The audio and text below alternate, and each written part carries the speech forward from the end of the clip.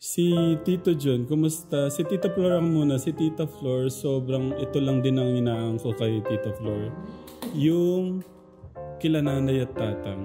Thank you, Tita Flor. Sobra the best ka. Wala, tinalbogan niya. Parang nga siya yung ano. Oo, yung gamot, yung paggawa niya ng mga juice, lahat ng pwedeng makaginawa kay Tatang Inda.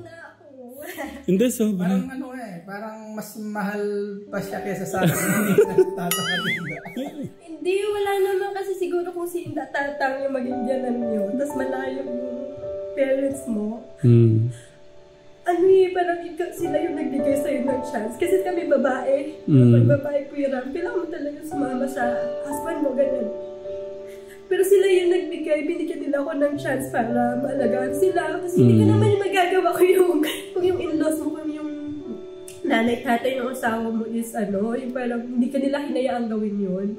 Kaya sobrang blessing sa akin na hinahayaan nila ako na gawin yun sa kanila. Kasi hindi ko magawa sa mama ko, pero kila Inda, kaya, alam mo yun, ang sarap, napakalaki. Lahat ng anak, sigurado ako mag-a-agree na napakasaya sa puso na may mabigyan ka ng chance para alagaan yung magulang mo.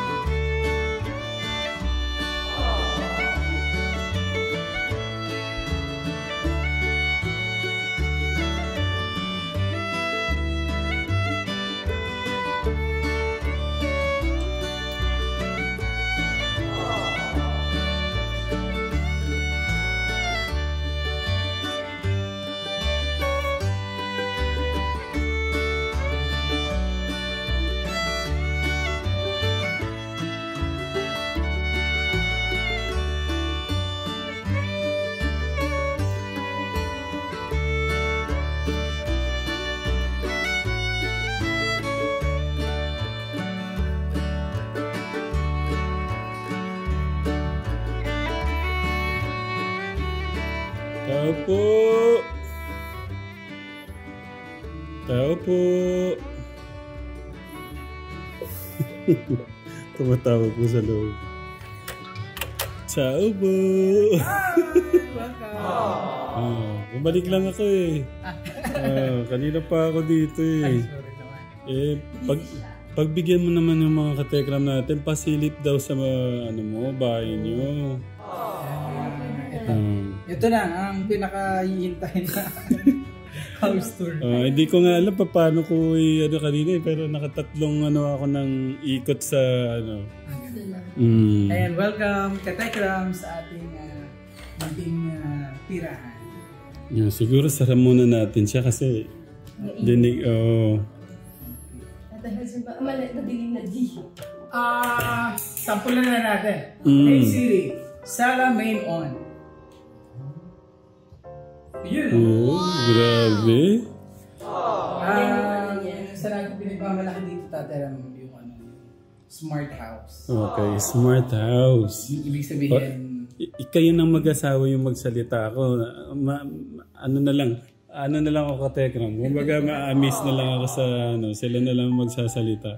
Yung concept kasi Kuya Ram is Smart house. Pero siguro sa kanya smart house, sa akin lighthouse. Kasi mas ma-appreciate niyo po dito yung ilaw. Yun yung pinaka na-stress siya sa ilaw. So, pakita mo nga din kung bakit siya na-stress sa ilaw. So beautiful. Grabe. Katekra mo. Yung... floor to. Kwento nyo, yan. Magkwento kayo about paano nyo na ano to, sino na ganun ng design, sino yung maburiri sa inyong dalawa. Alam ko kasi may narinig ako, anong tawag ni Inda, ano ka daw, meticuloso.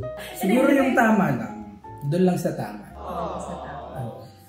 Depende siguro yun. O doon lang sa tama. Yung concept kasi di ba matagal nang di ba Kuya Ram, katulad mo din, katulad yun ni Ate Jack, hanggat kayang huwag mo na magpatayo kasi gusto mo magamit mo yung pera mo na sa investment, sa negosyo, gano'n.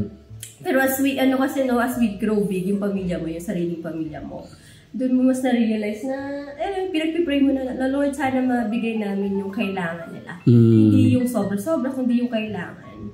So as a family kasi talaga, diba tayo dapat we need to live and cleave. Kahit napakabait mo lang nila Kuya Ram, tapos nila tatang, ayaw kami pahiwalayin kasi marami naman po. But syempre... Pinulungkot nyo kami, masyado. Inalungkot ba kayo? Oo, para kaming ano ngayon, yung...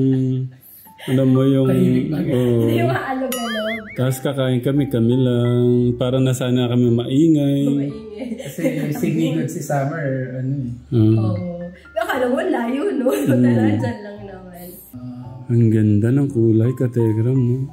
Ang combination, the lightning. Continue. Bago tayo mapunta sa mga, anong tawag mo doon? House tour. Hindi yung, ano kanina? A smart house. A smart house. Bago tayo mapunta sa mga smart house na yan, yung command na yan, ano muna yung pakiramdam? Bago ko yung pakiramdam dati, Ram, kasi parang gusto ko lang din dugtungan yung sinasabi ni Flo. Ang plano talaga namin, matayo lang yung mga yung foundation. Yung pundasyon lang. As in, structural lang. Kahit hindi siya fully finished, para at least nandiyan na parang mauobliga ka ng ilaan talaga kasi... Yung context kasi nun, ang tagal namin, parang diba, ang daming biyaya dumating, tapos nag-ipon po yan. Kasi di ba sa simula pa lang, kahit na nga sabi ko, napakababait ko na ni Tatang nila Kuya Ram, na ayaw kami umalis. Pero syempre, sarili pamilya na namin, we also have desires and prayers for our family. Kaya yun nga, ang balasan na namin, so in mind, meron na kaming goal, Kuya, na ito lang yung budget sa bahay, ganyan. Kaya, kaso, tumaas, diba? Sobrang taas lahat ng materials. Noon namin na-realize last year, nung nagpagawa sila Kuya Ram, nalaman namin na gano'n kamahal. So parang, sabi nga namin is, kahit yung structural lang, mabuo lang po siya, maging ma-finish lang yung labas. Tapos doon, tumigil na pag ano na. Tsaka na lang ano-ano yun. Pero syempre, ayun nga, binigay ni Lord yung blessing. Kaya lubos yung pasasalamat natin. Syempre, una sa ating Panginoon, sa biyaya na pinagkaloob sa atin. At sa lahat ng mga tao na naging bahagi para may sakatuparan itong aming pangarap na tahanan. Kasi Lord, sobrang blessed po kami sa pamilya na meron kami. Gaano kahalaga sa isang magulang na may ganitong sariling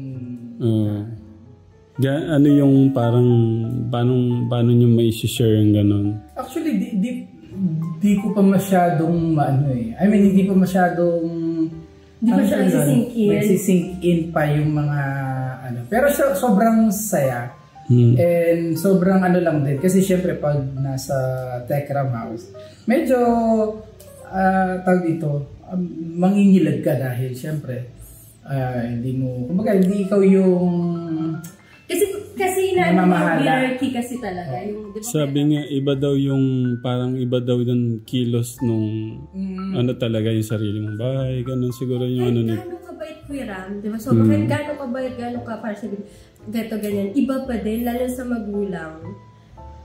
Yung kung ano yung pakiramdam, merong ganito, hindi pa masyadong nagsisink in, pero sobrang, doon mo lang ma-realize na, Lord, sobra, hindi namin to deserve. Pero sa isang magulang kasi, isa yan sa pinakamasayang nararamdaman ng isang magulang, yung mga anak nila ay nakikitang sinisinop nyo yung mga apo nila, inaayos nyo yung buhay, ganun. Yun yung ano naman yun naman yung, Doon mo mararanasan talaga yung responsibilidad na may pamilya. Ramdam na ngayon na namin. Kung nga pala, may sarili na kaming pamilya, kailangan lang gumising ng ganito kasi magluluto ka, maglilinis ka, gagaya ka. Yung gano'n. Parang hindi pa ako napapahinga sa...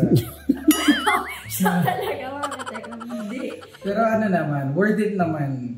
Nakikita naman ni Tatay Ram kung paano natin pinapahalagahan yung kaloob sa atin. Siyempre, hindi lahat is nabibiyaan ng bahay. At saka hindi lang basta simpleng bahay. Siyempre, kahit pa paano, kumbaga napaglaanan pa ng panahon para mag-design, ganyan-ganyan. Kaya sobrang layer of blessing talaga yung bigay ni Lord. Kaya, siyempre, on our part, especially me as the head of the family. So, kailangan kong gampanan mabuti yung aking mga responsibilidad.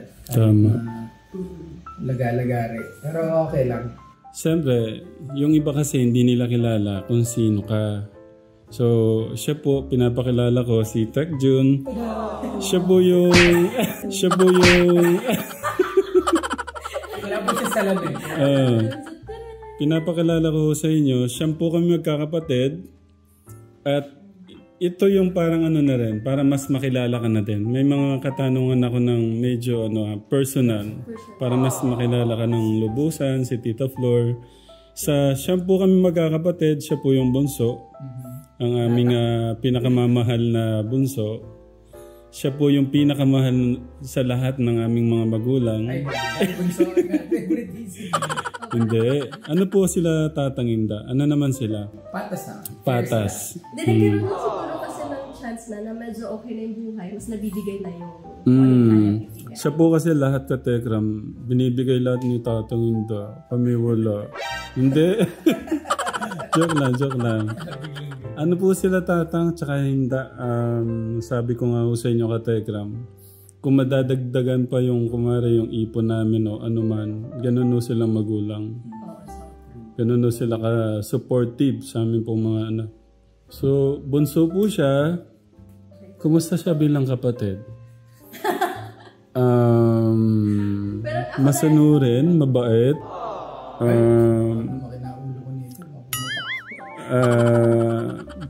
Anong tawag yun? Yung concern, sensitive siya sa kung ano yung kailangan o concern. Concern ba sa ganun? Concern? Magastos nung time? Nung college? Hindi, tama lang. Kasi... Tatay Ram po ang nagpaaral po sa akin halos nung college. Magkasama po kami sa Manila noon, sa Quezon City. At saka hindi naman siya magastos sa sa baon ka Tekram. Matipid naman siya. Sa kanilang mga sa amin talaga si Tech Jun, yung bunso, Reynan, Ronald, Ryan, yan talagang masasabi kong masaya yung puso ko kahit papaano natulugan ko si nanay at tatay na kahit papaano yung baon-baon yung part yun yung parang ano ko kasi katekram kailangan yung gawin yun sa tingin ko yun yung talagang kailangan gawin tamang gawin pala bilang kapatid nila bilang matutulungan mo yung mga magulang mo, yung nanay at tatay mo. Kasi pagka, kumari, shinolder yun na yung baon nila, hindi na naiisipin ng mga magulang natin yun. Hindi na, kumbaga, masyadong mahirapan yung mga magulang natin. Kung baon nila ay sasagutin na ng isa. So, ganun po yung naging kwento nung college time. Pero siya lang talaga yung paborito. Yung negosyo. Hindi, baka magano si tatang. Ano lang naman, para medyo ano na kasi nung panahon ko. Ikaw na lang kasi. Kasi nung panahon yung nagsisimula kayong sabay-sabay. Si Ate Jane, malaking gastos si Ate Lisa. Tas ako, parang medyo na bigla sila. Kahit nasa Japan si tatang, nandun pa rin si Kuya Lito at Kuya Poren, di ba? Kumbaga kahit 3 na sila doon dahil kada linggo, kada buwan, malaki nga yung ano nila. Kasi yung dorm, malaki kasi talaga gasto. So, yun siya bilang kapatid. Pero nung time na yun, si Ate Jane, sa tingin kong kaya akong mas nakilala si God sa Manila. Sa'yo, si Ate Jane ba nung nasa Manila? Hindi ko na kasi Actually, mas na-involve ako kumbaga sa church nung biglang nangailangan ng tutugtog sa simbahan. So ako, gusto ko naman mag-aral, mag-instrument. So nagtugma yung pangarap kong matuto mag-instrument plus may pangangailangan sa simbahan. So hanggang sa, nag-grow tayo sa siyempre nakakapakinig tayo ng Word of God, na lumalago yung faith natin hanggang sa tapos siyempre nakikita ko kayo, si Ate Jane, kayo, si Ryan. So kumbaga mas na-encourage tayo para magpatuloy. Wala naman ako masabi kay Tech John Gategram. Ano naman siya? Overall, kung 1 to 10, 9.5. Ano naman, lahat naman tayo hindi perfect. Hindi, nung mga siyempre kabataan pa natin, may mga ganun talaga. Pero ngayon, kung ngayon, 10. Pero nung medyo, mga 9.5, siyempre may mga bagay ka pang matututunan. Kahit ngayon naman, marami pa tayong, ang dami pa. At saka ang inaangaan ko lang sa kapatid ko na yan, masyadong malalim. Lalo na yung connection niya kay God.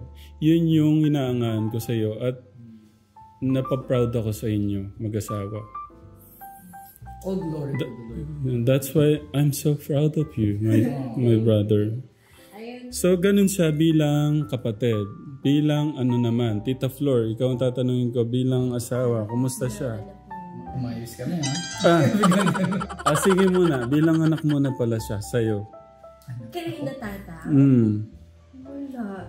Wala. Wala pa kaya lang. Hindi kita kay tatang kasi di ba parang si tatang hindi talaga sila showy sa inyo. Pero yun yan, nakikita ko bilang anak talaga. Binibigay at binabalik niyo kung ano yung kaya niyo. Lahat naman kayo, ganun po sila mga katekram. Kasi siguro yan yung bunga ng kung paano naging magulang si tatang. Yun yung binabalik ng mga anak. So in general, ganun din po siya. Hindi lang siya ganun ka-showy katulad ni Kuya Ram, pero ganun din yung puso niya para kay tatang. Pero ang sarap Tito John, yung actually ako nga na ganun sa kanila, kiss niyo si nanay at saka si tatang. Kumbaga, lang naman aalis ka o man. Pero di ba nung nagagawa mo naman na ang sarap nung feeling. Okay. Ako kasi nung narinig ko lang yon sa TV lang, sabi gawin nyo na, i-kiss nyo na yung mama at papa nyo, sabihin nyo I love you. Gawin nyo na ngayon. Ginawa ko. Ang sarap pala ng pakiramdam, sabi ko. So, ginagawa ko na siya every time na alis ako. Tsaka yun, basta. Gusto ko nga parang mapapadalas para laging kiss Parang Si Tito John, kumusta? Si Tita Flor ako muna. Si Tita Flor, sobrang ito lang din ang inaang ko kay Tita Flor. Yung kila nanay at tatang. Thank you, Tita Flor. Sobra the best ka.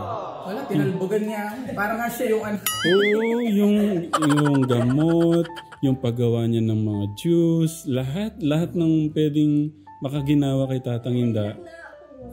Hindi, sobra. Parang mas mahal pa siya kaysa sa akin. Hindi, wala naman kasi siguro kung si Inda Tatang yung maging biyanan niyo, tapos malayo yung parents mo. Parang sila yung nagbigay sa'yo ng chance. Kasi kami babae. Pag babae Kuya Ram, kailangan mo talaga sumama sa husband mo, ganun.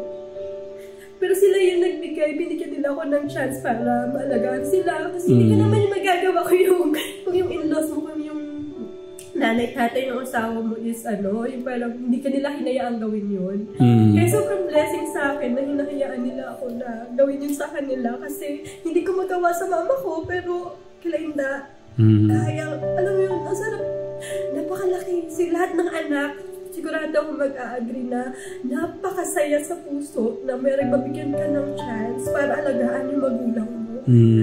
Kasi syempre, sigurado ako sila Ate James, sila Ate Lisa, nung nasa abroad, lahat kayo gustong gawin yung kila Indatatang. But syempre, iba yung sitwasyon nila.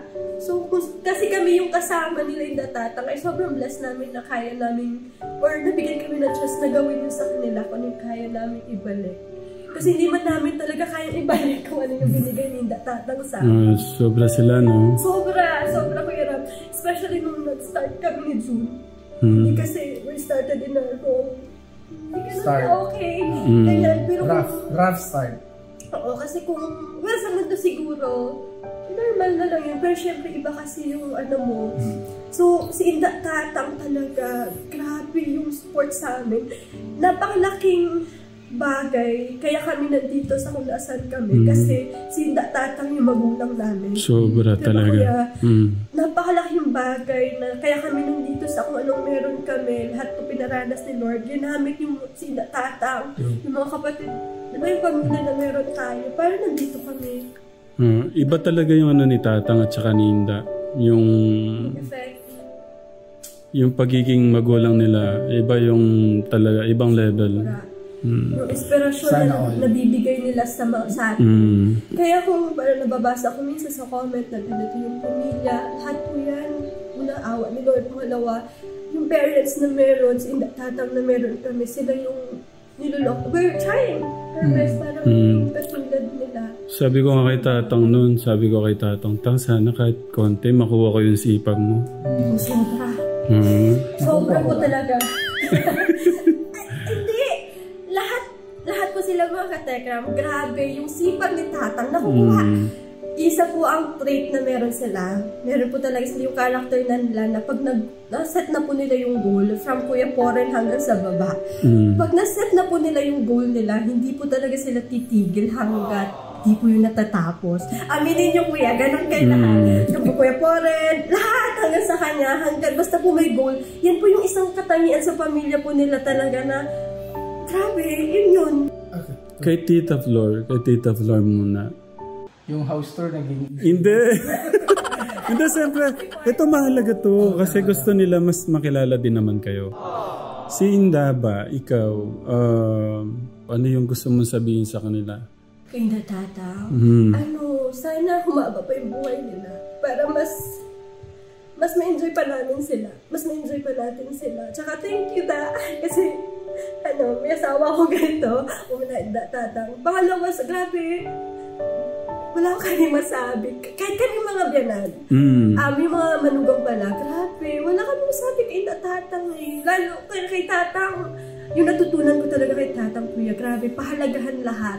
Yung, kung kaya mo nang gawin lahat, agad-agad. Tsaka yung may tumatang sa isip ko na parang, pag may lagi kasi noon, wala pa pong telegram, lagi pong may nangihingi sa bahay. Dahil kami po yung kasama. Tapos mapapansin ko, lagi na lang naman. Tapos minsan may narinig, ba't mo ba pag ganyan-ganyan? Sasabihin nila ni Tatang, lalo pag may nangihiram.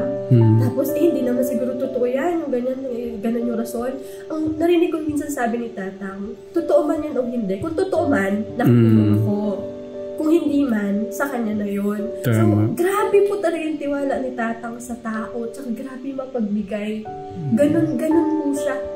Bukod sa in-inspire na lahat kaming mag-work to give our best sa lahat. Yun pa, kung paano siya umintindi sa tao. Yun yung grabe. Nakakahiya kung iba yung maramdaman mo, pero ganun. Hindi, ako talaga walang masabi kay Tatang Inda. Yung nila, paano tayo nubog. Mabibilang yung ganun. Sa tingin ko lang para sa akin kasi sa isang mga manggulang ngayon, minsan palamura, pag ganito. Nasa labas. Sa halip na alagaan ng anak, ang apo. Sila wala silang ginawa 24/7 kundi kumayod. Lalo na dati na malakas sila ka-Telegram. Umuwi si Tatang, yung pagpalay, kung anong negosyo, sari-sari store, lahat na binuksan para, di ba? Inda. Basta yung partner ko si Kuya, si Tatang, masipag. Sobrang blessing ni Inda sa kanya dahil marunong si Inda kumontrol. Tapos si Inda naman, habang Noon pa, basta nasa abroad pa si tatang naman. Si Inda naman sa palay, kung saan sa kumukuha ng palay, nagbabiyahe, tindahan. Nagtutulungan. Yun yung bunga. Yun naman ang bunga na ipinangako ng ating Diyos sa mga magulang na may pangarap sa mga anak. Kay Inda, Inda naman. Sorry. Si Inda po kasi talaga, grabe, protector naman talaga si Inda. Sabi po lahat protector si Inda. Yun, siguro si Kuya Poren doon nakuha ni Kuya Poren yung ano niya, yung ganong ugali. Basta pag si Inda, grabe. Yeah, visitors. Kuya Nico, are you been? So it's Kuya Nico. They're Hi po, Katekram. Welcome to our house. Welcome to our house, and I hope you're having a good day there. Their youngest son, Kuya Nico. Oldest, sorry. Their youngest, the oldest son. Okay. Tito Jun, baka may gusto kang sabihin kay Tatang Inda. Siyempre, sobrang pasasalamat ko kina Inda Tatang. All throughout, simula nagkaisip ako, nag-aral, pumasok sa pag-asawa, hanggang sa ngayon. Sobrang salamat kay Inda at kay Tatang sa lahat. Balang araw, kumbaga yung sakripisyo ninyo sa akin specifically ay magbunga ng maganda. So bilang susunod na henerasyon, gagawin ko yung aking makakaya para yung mga natutunan ko sa inyo bilang magulang is gampanan ko rin sa aking mga anak, sa aking asawa. So maraming salamat, Inda Tatang. Sana, sabi nga ni Flor, mas sumaba pa yung buhay ninyo para mas matagal pa tayo magkasama at makita nyo pa yung mga 5 pang apo.